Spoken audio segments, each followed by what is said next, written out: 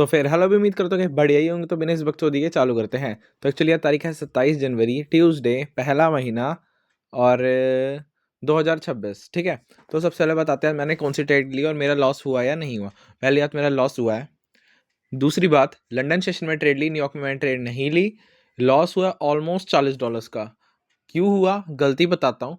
गलती ये थी कि मैंने प्रॉपर एग्जीक्यूशन के साथ ट्रेड नहीं ली थी। इधर मेरी ट्रेड बिल्कुल परफेक्ट थी, जिसे बोलते हैं ना मक्खन। देख सकते हो $35 का लॉस हुआ। ठीक है। बायस बताता हूँ, बायस क्या थे। जीजे पे पहले देख लो, जीजे के हल्के से ट्रिकी बायस थे।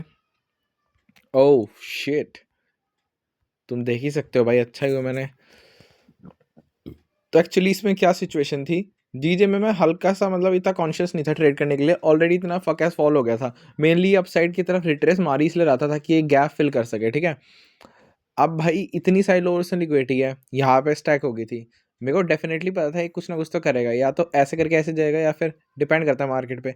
तो मैंने इस चीज़ को इतना सीरियसली, इस चीज़ पे इतना वो ध्यान दिया ही नहीं। तुम देख सकते हो एट द एंड ब्रेक वगैरह आया और एट द एंड जाके खुद ही एज अ शिट हो गया। और ये कोई न्यूज़ का भी नहीं है, डायरेक्ट बस सारी लोएस्ट लिक्विडिटी जो भी एशियन में क्रिएट हुई थी जीजे में, वो मार्केट ने क्लेम करी है।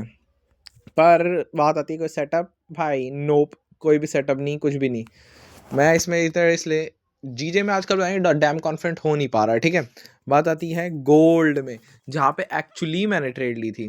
ठीक है। अब बात ज़रा ध्यान से सुनना। एक्चुअली मार्केट किस फॉर्म में है? मार्केट अप ट्रेंड में, रिट्रेसमेंट और डाउन साइड कंप्लीट हो चुका है, करंटली रिवर्स कंटिन्यूएशन में है। हैवी चांस है कंटिन्यूएशन सेटअप मिलने के। अब जिस टाइम पे मैंने ट्रेड करा उस टाइम पे हुआ क्या? ठीक है। उस टाइम पे जस्ट मार्केट ने ये वाली कैंडल बनाई थी। अब ये वाली कैंडल ऐसी कैंडल थी, ना ही मैं बोल सकता हूँ कि ये प्रॉपर इसने लिक्विडिटी क्लेम करी। तो मेरा जब पोटेंशियली कंटिन्यूएशन में ही जाने का मन कर रहा था, लेकिन अगर मैंने 5 मिनट के ऑर्डर फ्लो को देखा तो उससे मेरे को देख के ये पता चला कि मार्केट पोटेंशियली बेरिश की साइड की तरफ मूव कर सकती है। ठीक है।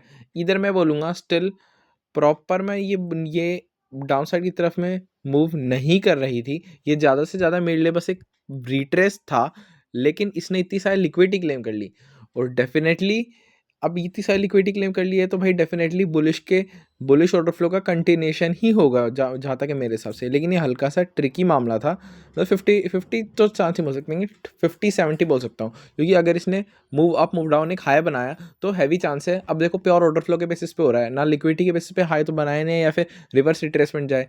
तो फिर 50-50 चांस थे, या तो क्या नाम है बेरिश ऑर्डर फ्लो कंटिन्यू करके यहाँ पे आता, लेकिन जो कि मुझे लग नहीं रहा था होगा। मुझे लगा था कि क्या नाम है, ये हाई बनाएगा और फिर एज ए कंटिन्यूशन मतलब कंटिन्यू ऊपर ही जो 5 मिनट का बुलिश ऑर्डर फ्लो है ये करेगा, क्योंकि 5 मिनट का ऑर्डर फ्लो प्रॉपर बुलिश लग रहा था, किसी भी एंगल से बेरिश नहीं लग रहा था। और हुआ भी यही, क्योंकि ऑल्सो यहाँ पे 15 मिनट के फिर गैप थे, जो कि मुझे डेफिनेटली लगा था कि मार्केट इनको रिस्पेक्ट करेगी, और एट द एंड हुआ भी यही, मार्केट ने इन्हें रिस्पेक्ट करा। बात आती है मैंने इसमें कैसे ट्रेड फंसाने की कोशिश करी। मुझे डेफिनेटली लगा था कि यहाँ पे मार्केट मैनिपुलेट करेगी, और मार्केट ने करा मैनिपुलेशन। इस वजह से मैंने जस्ट एक क्विक ट्रेड लगाने की सोची विदाउट 5 मिनट का ये वाला ब्रेक। अब मैंने देखो, जाहिर सी बात है, अगर मैंने 5 मिनट का ब्रेक नहीं लिया इसका मतलब मैंने थर्ड कॉन्फ्लुएंस वगैरह के लिए भी नहीं रुका, डेफिनेटली नहीं रुका था। मैंने इधर वो जो फिब हटाया था ना, वो मैंने यहाँ से लेके यहाँ तक ही लगाया था। और थर्ड कॉन्फ्लुएंस अगर फिब के अबव क्लोज हो जाता तो बढ़िया, लेकिन फिब के अराउंड ही वो घूम रहा था। तो मैं सोचा रिस्क उठा के देखते हैं। तो मैंने 1 मिनट की एंट्री 1 मिनट का मैंने थोड़ा सोच के लगाया था। मैंने 1 मिनट की प्रॉपर एंट्री लगाई कि भयंकर इसने ये क्या बोलते हैं ये ब्रेक कर दिया, इसको इन्वर्स कर दिया, तो मैंने इस पर ट्रेड ले ली, पहली ट्रेड ली। और मुझे डेफिनेटली पता था कि 5 मिनट का ब्रेक ऑफ स्ट्रक्चर होगा, लेकिन मैंने बहुत ज़्यादा अर्ली ले ली, तो पहली ट्रेड तो मेरी फकडब गई भाई। फिर मैंने देखा भाई एसएल हंट हो गया, तो मैंने बोला लास्ट ट्रेड है, जो होगा देखा जाएगा। और तुम देख सकते हो बस मेरी फूटी किस्मत, मार्केट ने दोबारा एसएल हंट करा, और एट द एंड तुम देख सकते हो अगर ये वाली ट्रेड जाती तो मतलब मेरा पहला लॉस भी रिकवर हो जाता और मतलब प्रॉफिट में भी रहता। और मार्केट बहुत डैम ऊपर गई है, तुम देख सकते हो। ठीक है। तो ये ईजी पीजी मैं बोल सकता हूँ ये ट्रेड था मेरा reverse continuation on the basis of pure order flow. Reason, क्योंकि अपसाइड बिग टाइम फ्रेम के बेसिस पे मार्केट ने कुछ भी चीज़ ली नहीं थी।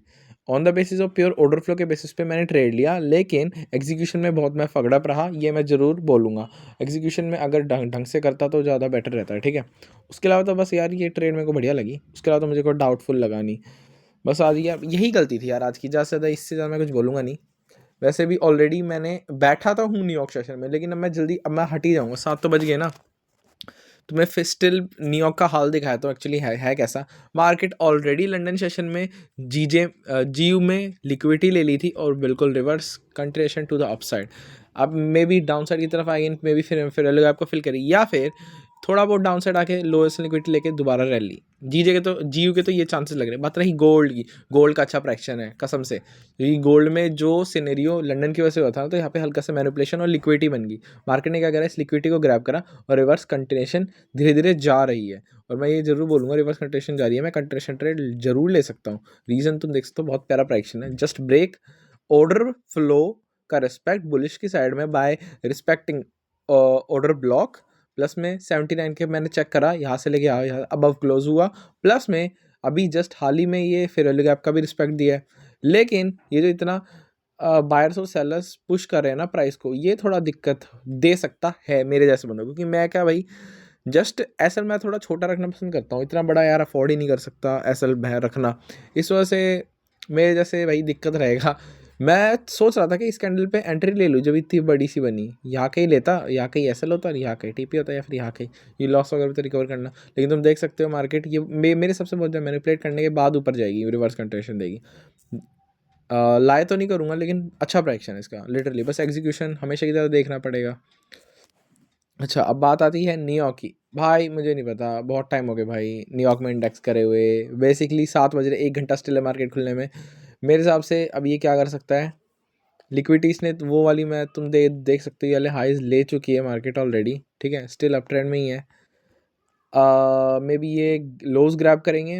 अब वो डिपेंड करता है कि 8 बजे तक ये कितनी वॉल्यूम देती है। ये प्री मार्केट ऑलरेडी चालू हो चुका है, आधा घंटा हो चुका है प्री मार्केट को, 1.5 घंटा चलता है प्री मार्केट। चांसेस है बेरिश आएगा या फिर मैनिपुलेट करेगा।